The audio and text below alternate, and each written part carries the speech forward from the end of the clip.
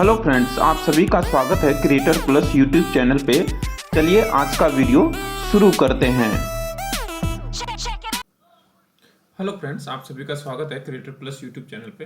तो इस वीडियो में मैं ये समझाने की कोशिश कर रहा हूँ और एग्जांपल के साथ कि आप कैसे नेवर लूज मनी स्ट्रेटेजी पे काम कर सकते हैं। तो ये ओनली फॉर एजुकेशनल पर्पस है कि आपको बताने की कोशिश है कि आप कैसे इसको अप्लाई कर सकते हैं और एक्चुअल में मतलब आपके जो मनी है, जो फंड है, वो सेव रहे और वो ग्रो करे। मतलब ऐसा ना हो कि कभी कि वो आपको लूज हो। ठीक है, तो इसके लिए जैसे आप देख सकते हैं यहाँ पे आप देख सकते हैं ऊपर यहाँ मैंने स्क्रीन शेयर किया हुआ है। ये ग्रो का स्क्रीन है मेरा। तो इस चीज़ से मैं समझाने की कोशिश करता हूँ। जैसे आप देख सकते हैं अभी IOCL है। सबसे पहली बात तो यहाँ पे ये है कि आपको कुछ भी करने के लिए या इंट्राडे करें या मान लीजिए निफ्टी और या कॉल पुट में करें। ठीक है, तो या तो इंट्राडे करें या डिलीवरी करें या ऑप्शन बाइंग करें। तो कुछ भी करें, उसमें सबसे पहले आपको क्या होता है कि आप अपनी स्ट्रेटेजी बनाएं कि ऐसा स्ट्रेटेजी जिसमें कि आपका मनी लूज ना हो।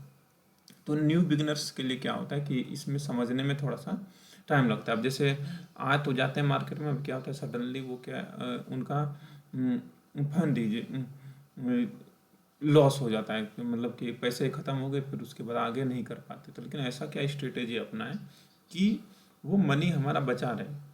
ठीक है, और फिर उसके बेस पे हम करें, मतलब ऐसा कुछ करें कि सीखते भी रहें और आगे जाके वो सेव रहे। मतलब हमारा जो फंड है, कैपिटल है, वो लूज ना हो। तो कैसे उस स्ट्रेटेजी पे काम कर सकते हैं। तो जैसे मैं इस स्क्रीन को थोड़ा चलाता हूँ, अब देखिए तो जैसे 130.91 का है अभी। आप देख सकते हैं कि आज का ये है कि इतने हाई है और लो है इतना 28। ठीक है, और प्रीवियस क्लोज ये था कुछ इस तरह के। इसका मतलब पूरा फंडामेंटल है, डिविडेंड भी इसमें है। तो कहने का मतलब है, थोड़ा पीछे करता हूँ मैं यहाँ पे। ठीक है, रोक देते हैं इसको। अब यहाँ पे देखिए कि कंपनी का फंडामेंटल और क्या है। और इसमें 9%, मतलब पिछला जो डिविडेंड का रिकॉर्ड है वो 9% का है।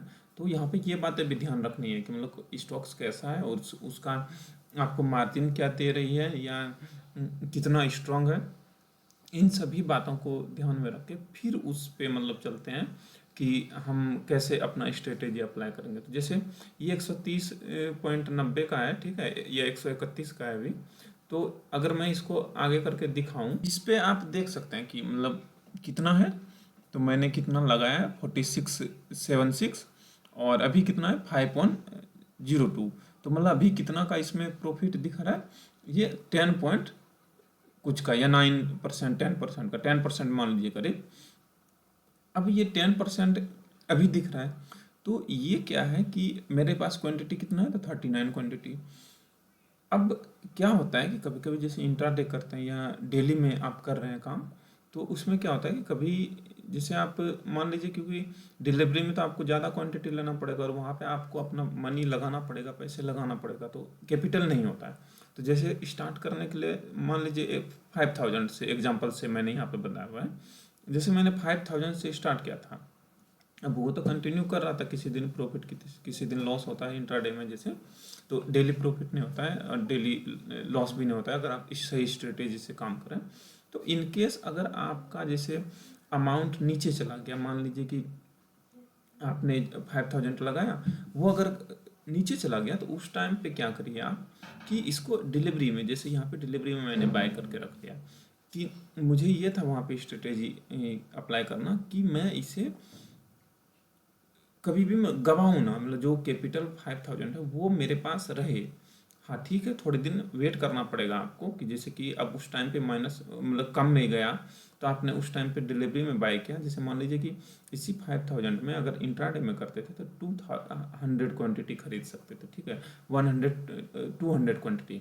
तो 200 क्वांटिटी की जगह पे जैसे अब वो माइनस में गया कि जैसे 4600 पे आ गया या 4600 कुछ 76 पे, तो 200-300 का अगर लॉस हुआ, तो अगर ये बड़े अमाउंट में देखे तो ये ज़्यादा हो जाता है। तो अगर इस तरीके से कभी फंसे तो वहाँ पे क्या करें कि डिलीवरी में बाय कर लिया। जैसे मैंने जितना क्वांटिटी मिला, जैसे 39 क्वांटिटी ही मिला था, तो 39 क्वांटिटी मैंने बाय कर लिया। ठीक है, और एक्चुअल में इंट्राडे में क्या करता था, डेली 200 क्वांटिटी लेता था उसके बेस पे, क्योंकि अब क्या है कि स्टॉक्स में अगर वोलेटिलिटी है कि मतलब स्टॉक्स ऊपर नीचे जा रहा है, जैसे आप देख सकते हैं कि उसमें एक्शन है, ऐसे स्टॉक को चूज कीजिए और फिर उसके बाद जैसे लगाते हैं तो ठीक है, वो इस एक्शन अप में जा सकता है, डाउन में जा सकता है, वो कोई बड़ी बात नहीं है, क्योंकि इंट्राडे में क्या है कि एक्शन मायने रखता है। या तो आप जैसे डाउन साइड में जा रहा है तो वहाँ पे आप सेल कर सकते हैं पहले, फिर बाय कर सकते हैं, या अप साइड में जा रहा है तो पहले बाय कर सकते हैं फिर सेल कर सकते हैं। लेकिन ऐसे इसमें जो स्ट्रेटेजी बताया गया है, जो कि आप नेवर लूज मनी स्ट्रेटेजी में, इसमें चांस करिएगा, मतलब ऐसा अपना माइंड सेट लेके चलना है कि हमें बाय करना है, सेल नहीं करना है पहले। तो जैसे बाय किया तो अगर वहाँ पे फंस भी गए तो वहाँ पे आपने डिलीवरी में फिर से वापस से ले लिया, और डिलीवरी में जैसे वापस से लिया तो वो आपके पास आ गया। अब वो जैसे अमाउंट है वो अब आपका लूज नहीं होगा। अगर वो थोड़ा माइनस की तरफ जाता है, नीचे की तरफ, और आपने सही से वहाँ पे फंडामेंटल स्टडी किया है, मतलब आपने उस बारे में रिसर्च करके लगाया हुआ है कि ये आने वाले दिन में ये ऊपर की तरफ जाएगा, मार्केट इस तरीका है का है, प्रोडक्ट इस तरीके का है, आपने सही से डिसीजन लेके लिया है, तो वो डेफिनेटली आगे जाएगा। और अगर वो उस टाइम पे आपके खरीदने के टाइम पे भी थोड़ा माइनस में जाए तो आपको वहाँ पे अपॉर्चुनिटी होता है कि आप उसमें और भी बाइंग कर सकते हैं। तो जैसे थोड़ा बाइंग कर लिया और बढ़ गया, अगर नहीं भी किया तो उसी सिचुएशन पे रहा। जैसे मेरे इस एग्जांपल में आप देख सकते हैं, यहाँ पे मैंने यही दिखाया कि मैंने कोई बाई नहीं किया, उसके बाद 39 क्वांटिटी था। तो आज के डेट में आप देख सकते हैं इसमें +10% का मतलब इसमें आ चुका है। और कितने दिन में ये आया, ये आपका 15 से 20 दिन में, या ज़्यादा से ज़्यादा 1 महीने में, ठीक है। यहाँ पे 39 क्वांटिटी है और पूरा डिटेल्स है कि कुछ इस तरीके से अब ये है।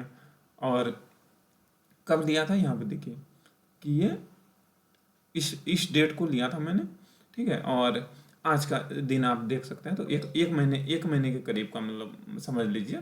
तो इसमें प्लेस्ड भी देता है, जैसे सही स्टॉक्स आप लेंगे तो आपके ब्रोकर्स आपको प्लेस्ड भी देंगे कि उस अमाउंट को आप रख के दूसरा स्टॉक्स पे आपको एक्स्ट्रा प्लेस दे के आप यूनिट परचेज कर सकते हैं। तो वो भी इसमें अवेलेबल है, मतलब जैसे अमाउंट लगा के हम चाहें कि प्लेस लेने के लिए, तो वो भी इसमें अवेलेबल है। अब इस पे वही समझाने की कोशिश है कि जैसे मैंने बाय किया था यहाँ पे, अब वो क्यों करना पड़ा था, क्योंकि वही इंट्राडे डे के टाइम पे जैसे वो माइनस में मान लीजिए चला गया, तो उस टाइम पे जैसे यहाँ पे आप देखिए इस स्क्रीन पे सेम एज इट इज, यहाँ पे देखें कि 200 क्वांटिटी, मतलब 200 क्वांटिटी का बाय करता था, सेल करता था, बाय करता था, सेल करता था। तो अब ये तो जरूरी नहीं है कि कंटिन्यू आपका डेली एक ही दिशा में चलेगा आपके अकॉर्डिंग ही। मैंने इसको खरीदा था 119 116 पे, ठीक है। तो अब क्या है कि उस टाइम पे 16 19 15 जो भी रेंज चल रहा था, 20 के रेंज में 5-10 का गैप होता है, तो वहाँ पे आप बहुत अच्छी तरीके से अपना मार्जिन बना सकते हैं। तो अब उस टाइम पे ऐसे बाय कर लिया, सेल कर दिया, उस टाइम इंट्राडे से निकल गए, फिर उसके बाद इसको बाय किया 119 पे, जैसे यहाँ पे देख रहे हैं। तो आज के डेट में मतलब उसका वैल्यू बढ़ गया, मतलब फिर से वापस से आ गया। तो हमें क्या हुआ कि हमें उसमें कोई भी नुकसान नहीं हुआ, कहने का मतलब, क्योंकि वो वापस से आ गया, मतलब उस अमाउंट पे आप देख सकते हैं। अगर वो नीचे जाता तो उसमें और भी अगर प्लस कर देते तो, और जैसे डायरेक्शन चेंज होता तो वो यहाँ पे सही अमाउंट बन जाता। तो ये तो छोटी सी वैल्यू पे दिखाया गया कि मतलब छोटी सी वैल्यू लिया था मैंने और छोटा सा क्वांटिटी, तो उस पे इस तरीके से। अब जैसे इंट्राडे में क्या कि 200 क्वांटिटी ले रहे हैं, अगर उसमें 2 रुपये एक दिन में बढ़ा, 3 रुपये 5 रुपये, तो 2 गुने से आप कर सकते हैं। अगर 1 रुपये भी हुआ तो 200, 2 रुपये हुआ 400, 3 रुपये हुआ तो 600। इसी तरीके से आप जैसे स्टॉप लॉस लगा करेंगे, तो अगर वो आपने जो स्टॉप लॉस लगाया 1 रुपये 2 रुपये या जो भी लगाया है, या परसेंटेज में आप लेके चलते हैं कि मुझे 2% कमाना है, 5%, तो उस पर अगर वो क्रॉस कर गया तो कोई बात नहीं, क्रॉस करने दीजिए। और फिर उसके बाद उसे आप डिलीवरी में बाय करके रखिए, और फिर जब प्राइस अप की साइड जाएगा तो आप उसे फिर से सेल कर दीजिए, फिर से उसमें एंट्री कर लीजिए, मतलब फिर से आप इंट्राडे शुरू करके और वहाँ पे अगेन स्टार्ट कर सकते हैं। अब जैसे मैं यहाँ पे उसी 5000 के कैपिटल से फिर से स्टार्ट कर सकता हूँ, ठीक है। और या चाहूँ तो थोड़ा सा वेट कर लूँ और अमाउंट थोड़ा सा बढ़ जाए, फिर उसके बाद करूँ। तो इस तरीके से आप स्ट्रेटेजी अपनाएंगे तो आपको लूज नहीं होगा। तो आशा करते हैं कि आपको ये बातें समझ में आई होगी और आपके लिए ये वीडियो हेल्पफुल होगा, और आप समझ पाए होंगे कि किस स्ट्रेटेजी के तहत आप ये कर सकते हैं। वीडियो में जुड़ने जुड़ने के लिए आपका धन्यवाद। आपका दिन शुभ हो। मिलते हैं नेक्स्ट वीडियो में, तब तक के लिए धन्यवाद। और आप अपना सपोर्ट बनाए रखें। अगर आपको वीडियो सही लगा तो आप चैनल से जरूर सब्सक्राइब करें और वीडियो को लाइक करें। और अपना आप सजेशन हो या कोई भी सवाल हो आप अपने कमेंट बॉक्स में ज़रूर मेंशन करें, ताकि उस पर जो भी इशू हो या जो भी आप सजेशन देना चाहते हैं उसे अमल में लाया जा सके। आपका समय देने के लिए धन्यवाद। आपका दिन शुभ हो। मिलते हैं नेक्स्ट वीडियो में। वीडियो देखने के लिए आप सभी का धन्यवाद। आपका दिन शुभ हो। मिलते हैं अगले वीडियो में एक नई टॉपिक के साथ। तब तक के लिए धन्यवाद।